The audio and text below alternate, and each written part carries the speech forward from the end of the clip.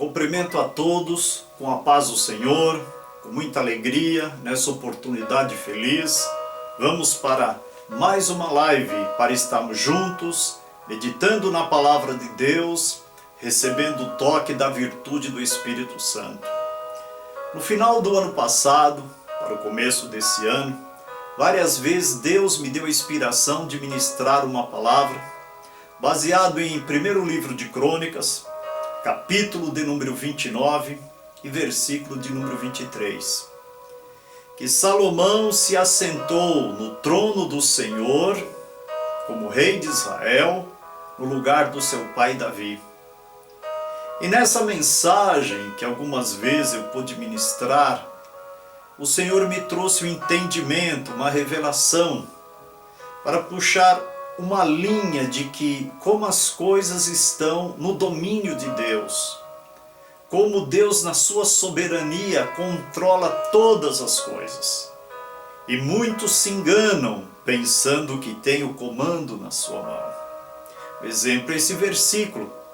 Salomão foi rei durante 40 anos, se sentou e reinou como seu pai Davi 40 anos, Saul antes de Davi reinou 40 anos, vários reis vieram posteriores, houve a divisão do reino, houve rei em Israel, outros reis em Judá, mas o trono nunca foi deles, o trono sempre foi do Senhor.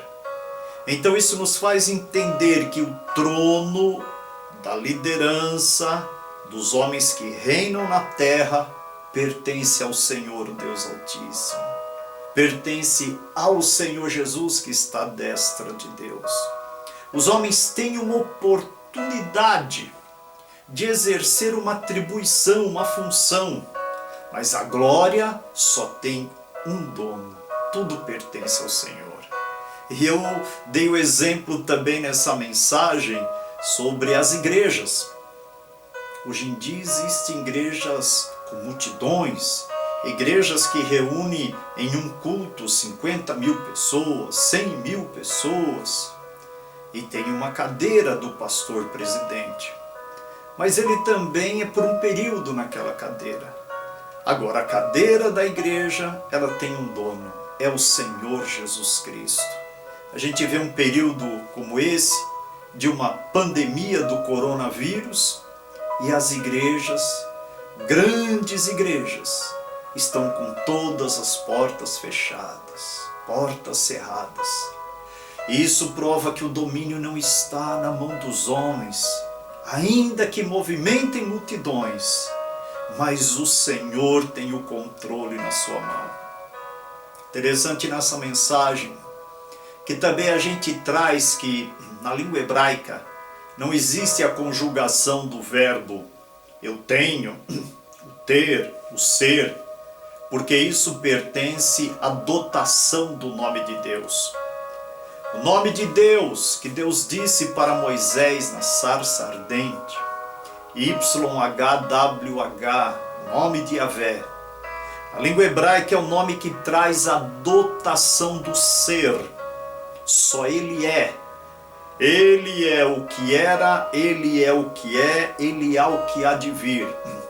E Ele é o que tem todas as coisas. Então, na língua hebraica, a pessoa não tem o verbo ter. A pessoa usa, há uma casa para mim, há um dinheiro para mim, existe um trabalho para mim, há um carro para mim, mas nada pode se afirmar. Quer ver um exemplo prático disso, que eu falei na mensagem? A pessoa tem escritura de casa, escritura de sítio, e diz, é meu, está aqui na escritura. Parece que é, mas na verdade é uma ilusão. Porque hoje a pessoa é proprietário e daqui a pouco não é mais proprietário de nada. Sabe por quê? Porque no Salmo 24 está escrito, do Senhor é a terra e a sua plenitude, o mundo e os que neles habitam. Vem uma desapropriação, vem uma enfermidade, vem a necessidade de uma venda, vem um falecimento. Já saiu do nome da pessoa, mas Deus é o dono de todas as coisas. E assim eu fui ministrando, que a casa que temos é do Senhor, o dinheiro que temos, pensamos que é nosso e não é, de repente some. Olha o exemplo dessa pandemia. Empresas que estavam com faturamento excelente, dizendo, temos muito, vamos aumentar os galpões, como Jesus conta a parábola do homem rico, vamos multiplicar faturamento, e de repente tudo para. A glória pertence a um só, a honra e o poder. Ele verdadeiramente tem o domínio de todas as coisas. Glória a Ele de eternidade a eternidade. E ainda na mensagem eu falo que a gente pensa que é dono do corpo. E nem do nosso corpo nós não somos dono. Porque ele tem data de validade, ele volta ao pó da terra. A gente pensa que é dono do espírito de vida e não é. É uma dádiva de Deus, uma oportunidade de existir. Nós não temos direito de nada, não dá para bater na mesa e dizer eu tenho direito, não temos direito. A vida é uma dádiva de Deus. É por isso que você aprende na cultura judaica que quando um judeu acorda, a primeira coisa é dar graças ao eterno Deus pela oportunidade de estar vivo. Louvado seja Deus pela vida. Agora, o que é nosso? É uma pobre alma que nós temos. Isso foi dado a cada um. E que nós precisamos de Cristo Jesus para termos vida eterna.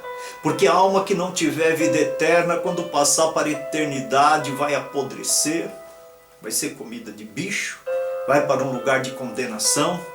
Mas quando Jesus dá vida a uma alma, ela é vestida de vestes brancas, ela é cheia de alegria do céu, ela tem a cobertura do amor do Senhor Jesus. Que o Senhor esteja tocando na tua vida através dessa palavra. E essa mensagem eu concluía dizendo que existem coisas que Jesus, quando veio o Senhor, dono de todas as coisas, Ele tomou emprestado, que foi barco para ministrar a palavra, o jumentinho para entrar em Jerusalém, o cenáculo para comer a Páscoa com os discípulos, o túmulo aonde foi colocado e ressuscitou no terceiro dia, glória a Deus para a nossa justificação. Tudo era emprestado. Agora haviam coisas que eram sua, minha, nossa, e nós emprestamos para Jesus.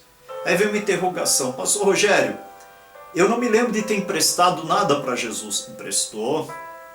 Você emprestou. Aquela cruz pesada que o Senhor Jesus levou, nunca foi dele. Aquela cruz sempre foi minha, sempre foi sua, sempre foi nossa. Ele nunca mereceu a cruz, ele nunca pecou, ele nunca teve pecado nem engano. Dele nunca foi a cruz, dele é a glória, dele é o poder, dele é a majestade, dele é a sabedoria, dele é a força, dele é a riqueza, dele é ações de graça. Mas ele levou a cruz que era nossa. Aqueles escravos que transpassaram pés e mãos nunca foram dele. Era seu e meu, era nosso. E ele pegou o emprestado. Assim como aquela coroa de espinho, nós que merecíamos a coroa de espinhos. E mesmo assim nossos pecados não seriam pagos. Mas ele recebeu a coroa de espinho para um dia recebermos uma coroa de glória. Jesus é maravilhoso. Sabe uma comparação prática para nos sentirmos o caráter de substituição que o Senhor nos substituiu, quando Deus o castigou, derramando sobre ele os nossos pecados? Lembra de Barrabás?